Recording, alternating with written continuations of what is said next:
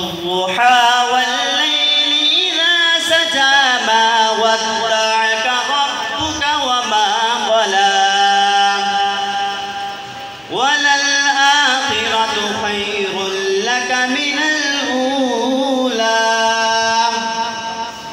ولسوف يعطيك ربك فترضى ألم يجدك يتيما فآوى ووجدك ضالا